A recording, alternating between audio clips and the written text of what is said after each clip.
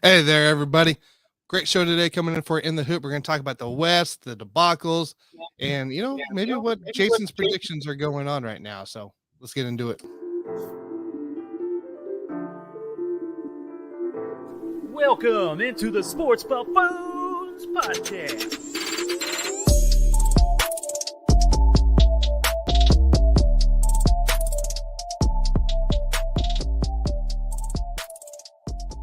Hey there, everybody. Ladies and gentlemen, welcome into another Saturday of In the Hoop, your weekly NBA update show.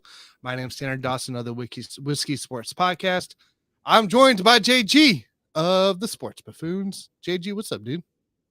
What's up, yo? It's good to be back. Let's talk some NBA. All right, we got definitely some things to discuss here, big time. Obviously, we saw yesterday, a couple top tier seeds right now going at it with Memphis and Denver.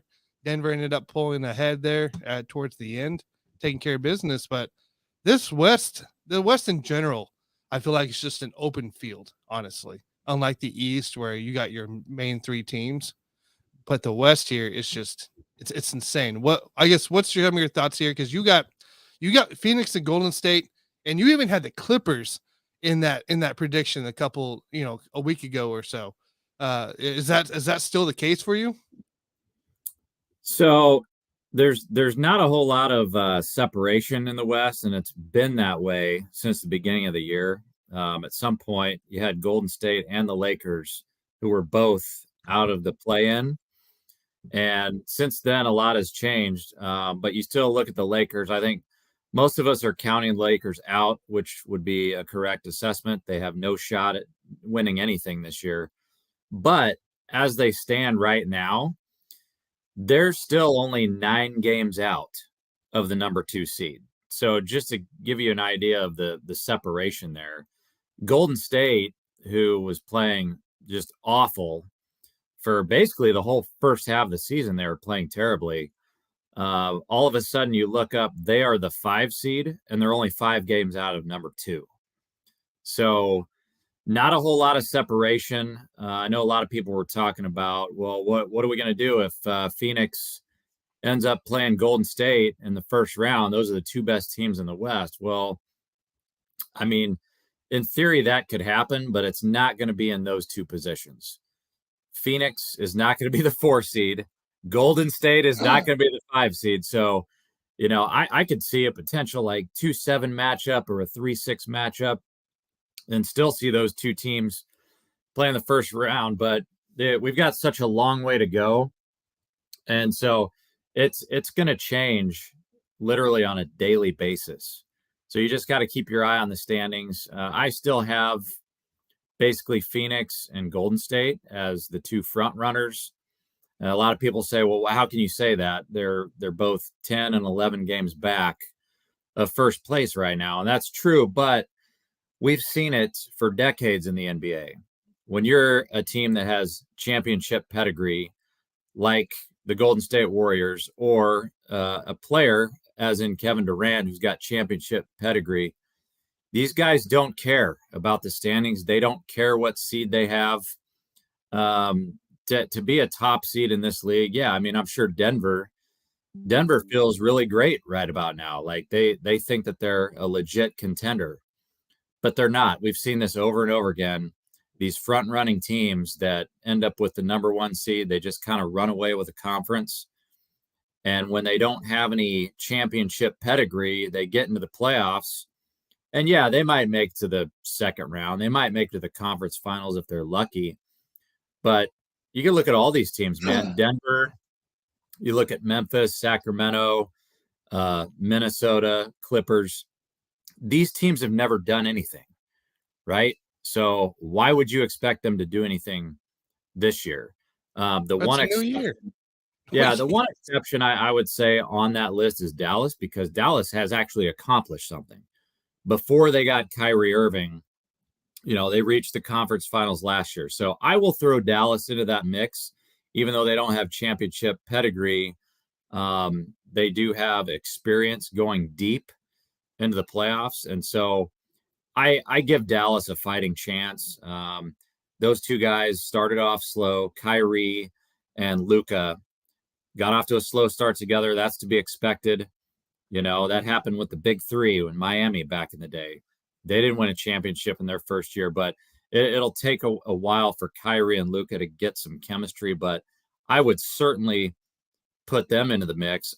I feel better about Dallas right now, I can tell you that, than I feel about the Clippers because that's for sure. Again, I know I'm kind of, it doesn't make sense to say, oh, we got to give Dallas time, but we're not going to give the Clippers time. It's completely different, guys, okay? Because Kyrie Irving is still in his prime, and he can still put up a 40 burger at the drop of a hat. He could put up a 50 burger. When you compare that to the situation with the Clippers, we all know that Russell Westbrook is washed. He can't do that. He can't put, you'd be lucky to get, maybe 25 points every once in a while out of Westbrook, but yeah, those guys need some time to build chemistry. But is it Westbrook really the problem? This is compared to Dallas situation. Dallas, we have one guy entering the situation, who didn't even have a combo with him in Luka. And then on the LA Clippers side, it's one guy entering a situation with a duo already there, Paul George and Leonard. Is it really a Westbrook situation right now? You know what? While I said it's early and we got to give this thing time, until they make this thing work, yes, it is Russell Westbrook's fault. It is his job, okay? Because nobody's going to blame Ty Lue. Ty Lue has championship pedigree. I think Ty Lue's out of this by his own right. So until they make this work, and I think they will make it work, they're not going to be a contender, but I could see them making a run. Maybe they make it to the second round of the playoffs. But until they build team chemistry, until they make this thing work, whether that takes 5 games or 10 games or 20 games, yes, that is always going to fall at the feet of Russell Westbrook. Whether it's his fault or not, that's the way people are going to view this thing, because it's his job to find a fit, to figure out how he fits onto this team. Now, you ask me personally, it's Tyronn Lue's job to figure out how to make this thing work. My point is, he's never going to get the blame for it. So if this thing doesn't work out, they're not going to move off of Ty Lue. They're going to move Westbrook out of there. So unfortunately, that's just kind of the way it goes. But I think Clippers could make this thing work. But when I say make it work, that does not mean I think they're going to be a contender, because Kawhi and Paul George, that's not enough, man. Those two guys are considered two of the best two-way players in the league, while the Clippers have been playing shitty defense, ever since Westbrook came in there, and they haven't been playing very good defense at all. Now, that's something, we talk about a team like Golden State, they haven't played a whole lot of defense either. It's a little bit different because we know that these teams are going to turn it off in the playoffs. Playoff defense is totally different than regular season defense. And so I think, guys like Kawhi and Paul George, they're going to definitely turn it up a notch in the playoffs. But right now, they're sitting at the play-in. So they're in the number 8 spot. And they've got a little bit of time, but you can't sit there and play 500 ball for the rest of the season. You got to figure out a way within the next, I would say, 5 to 10 games to really make Russell Westbrook fit in on the floor there. Yeah, they're already out of 5-game losing streak here, so it's almost time to start figuring life out pretty quick here before it's too late. Yeah, my gosh, what look at the play-in situation right now. Those teams are so even, and you've got Minnesota and the Clippers, who you would think it would be between those two teams in that play-in tournament. But, I don't really see Utah or New Orleans doing anything. But, if the Clippers, I will say this, it would be interesting if the Clippers hold on to that 8 seed and play Denver in the first round. I do think that would be very, very interesting. But again, it all comes down to making Westbrook fit. The common thought out there is that he's got to move to the bench, which everybody knows he doesn't want to do that. But he did come off the bench there for a while with the Lakers. Yeah. The bottom line is you got to get him off the floor late in the fourth quarter. He cannot be on the floor in a late game situation. So whether that means you just play him in the first half of the fourth quarter, that's fine. I don't think he should be in the starting unit either. Get him his minutes, but I really don't want him on the floor in the first 6 minutes of the game. And I don't want him on the floor in the last 6 minutes of the game when the game's on the line, because the guy's a turnover machine. I still think he has a lot to give, right? So we say that he's washed. I mean, a washed Russell Westbrook is a lot better than a washed version of just a random player, right? Just like Yeah, that's for sure. a common player. But so he does have a lot to offer. But for me, it's got to be him on that second unit. And he can provide tremendous value if he's willing to run with that second unit, even in the playoffs. But that's something that he's going to have a conversation, I think, with Ty Lue at some point, and just be like, hey, guys, this thing's not working. We got to have you run with the second unit. Otherwise, we're not going to go anywhere in the playoffs. So this brings me to the question of, did Russell Westbrook make the wrong choice of joining the Clippers? Because you and I had a discussion a few weeks ago about teams he should go. And I was very adamant going to the East, where he can be the lonesome kind of guy, like that he always prospers as he is. Like, did he make the wrong choice with the Clippers? No, because I think Russell Westbrook is a competitor and he wants to win. He doesn't want to go to the East. I mean, the only two teams that are relevant right now in the East are, well, I guess you got three relevant teams: Philly, Boston, and Milwaukee. They wouldn't have taken Russell Westbrook. So if you put him on any other team in the East, he's irrelevant because those teams are irrelevant. And so I think Russell Westbrook, being a competitor, he still wants to win, right? So he's already proved himself on an individual basis, averaging a triple-double all those times. But now, like, he wants to be put into a winning situation. I personally think they have no shot at winning the championship this year, but at least if you're a guy like Westbrook, if you can make a deep playoff run, maybe they get lucky. Maybe they get lucky and make it to the Western Conference Finals. I don't see that happening, but if it happens, that's going to look a lot better on his Hall of Fame resume. Because, like I said, as an individual player, he doesn't need to prove anything. But I think the guy, he wants to be a winner for once. I guess that's fair. I was thinking more of like his, just his stats and everything. Like, we call it stat padding all the time, but like we see a different version when he's the sole guy, right? Like he was to the Thunder, when he was with the Rockets, when he was with Washington. He was essentially the sole guy because I think Beal was injured during that time too. So, like that's kind of what I was thinking. But I guess you're right as far as resume status going for the Hall of Fame. Then yeah, I guess having a chance in the playoffs a little more often would help. Yeah, Right. and I would say even in those terms, I still like what he did versus just going over to the East or like some trash team that's not going to contend. I think he would actually fall off the cliff faster. Like it would be a severe drop because yeah, he'd be able to pad his stats in that situation, but whenever that cliff happens, whenever he falls off the cliff, it would be a very severe fall. Like it'd either be like a catastrophic injury or, just be like, wow, this guy, he really can't play anymore. Meanwhile, I think in his current situation, if he's willing to take a little bit lesser role, I think if and when he does fall off of that cliff, which you can already see signs of that happening, I think it'll be more of a slow fall off of that cliff rather than a violent fall like you would see if he was like the main guy, like the number one go-to guy on a team.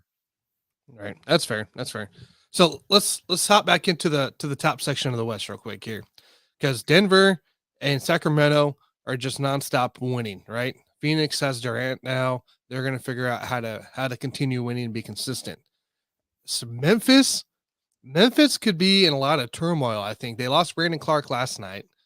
This is a team as well that's kind of struggled the last 10, unlike the other teams outside of Golden State, I guess, in Dallas. But like this Memphis team's at a 2 seed.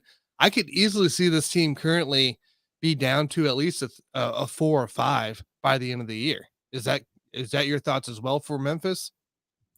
Yeah, I mean, at this point, so I said earlier that Golden State is 5 games back of Memphis, and Golden State's starting to get hot right now. We all believe that Phoenix is going to get hot. Oh, by the way, Um, 5-game win streak for Golden State right now, sitting at the what's that, the 5? Steph yeah, Curry scheduled to return back Sunday against the Lakers. yeah. If I had to make a prediction right now, I do not think Memphis is going to host a playoff series, whether that means a 5 or a So either. 6 seed, whatever you want. They're the 2 right now. I do not think that they will host a playoff game or a playoff series this year because they've got too many off the court distractions going on right now with their main guy, with Ja Morant. Yep. And that's a huge distraction, man, because when you have the media walking up to you as a player and they don't even ask you about the game, or maybe they'll pretend for a while that they care about the game, and then it all goes into, what do you think about these allegations, or what do you think happened here? It turns into a circus show, and I think those distractions are going to kill Memphis this year. They'll make the playoffs, right? They might get lucky and make to the second round, but certainly don't see them holding on to that number 2 seed. I think Sacramento right now is a better team than Memphis because they're playing very well right now. They picked up where they left off in the first half. Yeah, they continue on. They're not going to make a deep run, although I will tell you this, the reason why they're playing so well right now, at least my main reason, is because of their head coach, Mike Brown. I think he should be in the running for coach of the year because you take a look at that roster. Yeah, I understand De'Aaron Fox, Domantas Sabonis. Those are great players. But look at the rest of that roster. I mean, it's Harron Barnes and probably a bunch of guys that you guys have never even heard of out there. Exactly. And the reason they're overachieving is because of Mike Brown. Like that's the only reason. And yeah, De'Aaron Fox is playing amazing this year. Because they're currently they're the first in points scored in the league, and they're second in the field goal percentage and 10th in 3-point percentage. It's just they're just dominant on the offensive side. I could see Sacramento hosting a playoff series in the first round. I could see Dallas hosting a first round playoff series. But for me, when you're looking at the top 6, Memphis is definitely the odd man out. And I think they're just not going to be able to maintain that spot. Denver, I will compare them, ironically, to the great Peyton Manning. They're a great regular season team. They are dominant. They are invincible, baby. But they weren't a 1 seed last year. They weren't a 1 seed last year, man. Just like Peyton Manning in the regular season. But once they get to the playoffs, buddy, oh wow, you guys are in for a real treat because you've got Nikola Jokic. Peyton won a championship or 2. All right, Peyton won a championship or 2. You got Nikola Jokic, you've got injury prone Jamal Murray, and then you got a bunch of guys. You got a bunch of really good, not great. You got a bunch of really fine players in there.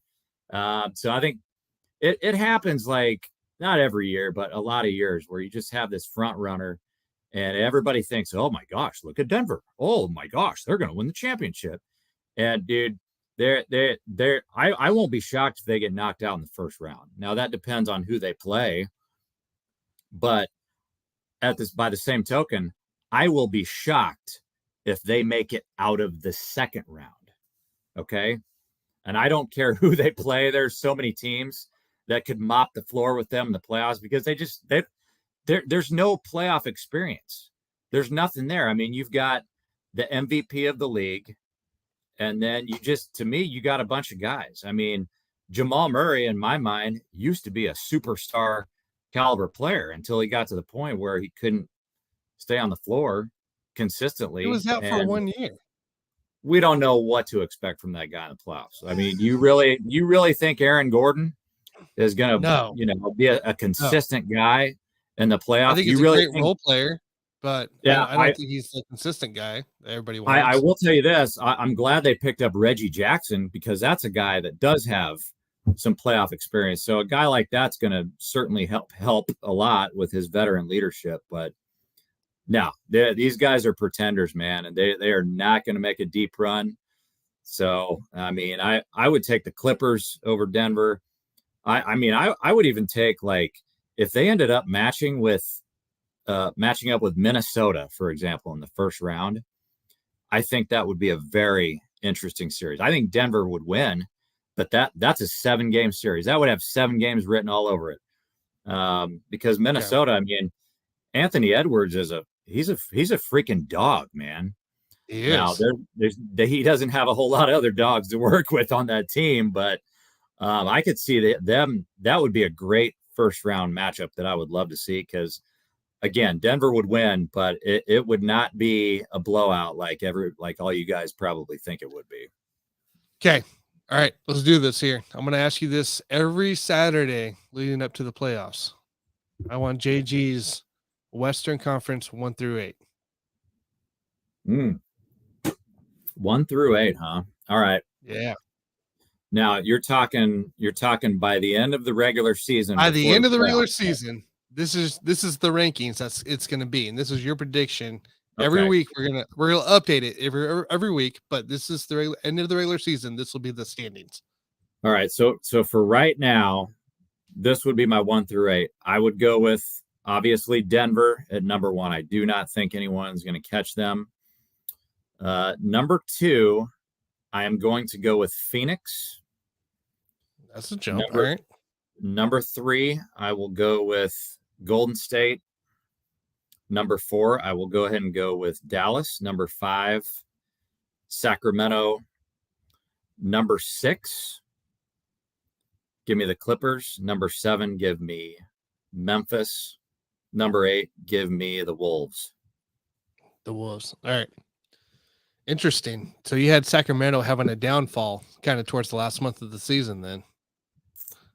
Well, not necessarily a downfall. I just think that Phoenix and Golden State are that much better. And I think with Dallas, as Kyrie and Luka get more experience together, I mean, that's 2 guys that can give you 50 points on any given night. I do see Dallas making the jump, but I think those 2 teams are kind of interchangeable. Like, I'm not going to be surprised either way if Sacramento or Dallas is like ahead of the other one. I think those 2 teams right now are pretty even. All right. All right. Real quick here. Who's your 8 of the East? Number 8? No, who's your 1 through 8? 1 through 8. Okay. Yeah, I'll give you, 1 through 3 is easy because I don't think Oh, you're going to see a whole lot of movement there.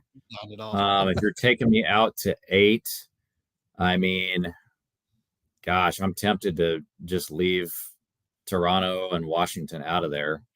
I could see it's just there's so much more separation, I think, now in the East versus the West. I could see the Knicks being bumped up to number 4, and I would bump Cleveland down to 5. I would move up Miami to number 6. I would move Atlanta up to number 7, and then I would probably slide Brooklyn down to the 8 spot. Although Brooklyn, now that they've traded away all of their superstars, now Mikal Bridges, he's kind of a wild card. He's playing like a monster right now. But I could easily see Toronto taking that 8 spot over Brooklyn. So I know Toronto's only like 4.5 back of Brooklyn. So I'd give it to Brooklyn right now just because I think, like I said, Mikal Bridges is playing so well. And I'd probably have Toronto on the outside looking in. Where'd you have Atlanta? Did you have Atlanta anywhere? I slid Atlanta up to the 7. 7. Gotcha. Okay. Yep. And then I've got Miami at 6, Atlanta at 7, and then we'll put Brooklyn at number 8. Gotcha. And you have Milwaukee, Boston, Philly in your top 3? Yeah. Yeah. I mean, I could see Boston, those teams are so even. Like, people don't realize those 2 teams are fighting. I mean, they want home court advantage is a big deal for those 2 teams. And like, I think those teams are going to be back and forth for the rest of the year. Right now, Milwaukee holds on to the 1 spot, but Boston held it for the rest of the year. So All right. yeah, that'll be the most interesting thing is who's going to come out with that 1 seed in the East. He's Tufel. What's up, Tufel? He goes, the fact you don't have the Rockets at number 1 is absurd. I do have them number 1. As a matter of fact, they are number 1 in the ping pong balls. They will draft Victor Wembanyama next year. And They if will he be the doesn't one go to to get him. Houston, he's going to the Spurs, baby. So one way or the other, he's going to Texas. But All right, no, I here's will my- give you Houston. Houston is number I like 1 in the ping pong balls. In the ping pong balls. All right, here's my final question of the show before we get out of here. Milwaukee's on a 16-game win streak. All right, they're insane. They're about to sign Goran Dragic as well. So I want to know in the month of March here, and I'll give you the schedule here. Do they lose a game? Because Philly tonight versus Philly, so it's at home. Washington, Orlando, Brooklyn, Golden State next Saturday. Any of those strike you as a loss for Milwaukee? On those yet? Are they hosting Golden State? They're at Golden State. So I believe that they will lose that for sure. Oh, okay. Because Steph is guaranteed to be back by then. That's kind of iffy on the Sixers. I just think winning 16 in a row, man, that's just insane. I think they need to drop one to Philly here. So I'll go ahead and say that they'll lose 2 of those games. So you think Philly and Golden State, the 2 Saturday games? Yeah, but if they only lose one, I would say it's going to be Golden State. So I was going to say, if they get past Golden State, let's say they get past Philly, Golden State as well, the next week is probably where they might lose it. And that's going to be Sacramento and Phoenix on back-to-back days, a Monday, Tuesday. At Sacramento, at Phoenix. That's going to be tough. I think they're going to manhandle Phoenix. Because okay. Milwaukee is a defensive juggernaut. I think they'll destroy Phoenix. I mean, it'll be one of those games where Durant and Booker explode, and then nobody else does shit, including CP3, who generally doesn't do shit these days anyway. By the way, if Milwaukee gets past this month without a loss, like a Philly, Golden State, a back-to-back against Sacramento, Phoenix, as well as ending the month on with Denver and Boston, I mean, how can you not name them the league winner already? Because that's a playoff schedule by itself. I had to look up the worst NBA team. I didn't even know there was. Oh yeah, we appreciate your support. They thought we were talking about the crotch rockets. They didn't know that was a real team. No, I think I was telling somebody this the other day. I think that if you end up with a Boston Golden State rematch in the finals, I think that Boston wins this year only because of the revenge factor. But I think if you end up with a Milwaukee versus Golden State, I think Golden State will torch them. I mean, it's still probably be a 6 or 7 game series, but Golden State guys, they're getting hot right now, and they've just got more horses. They've got way more horses than anybody else in the league. And so I think, I want to see a rematch personally, because I do want to see Boston finally get the chip. But if it ends up being Milwaukee, I think Golden State will handle them. All right. Yeah. It'll be interesting as we get closer. So, all right, guys, we're going to wrap this thing up here. So make sure you guys like, subscribe, follow if you haven't already. We'll be back next Saturday with some more NBA news and updates of what's going on in the league. So anyways, Jason, any final words? No, man, let's go. Let's make it to the NBA playoffs, man. This season's too long. Amen to that. Mike will tell you that too. All right, guys, everybody have a wonderful weekend. We'll catch you next Saturday. See you guys. See you guys. Outro.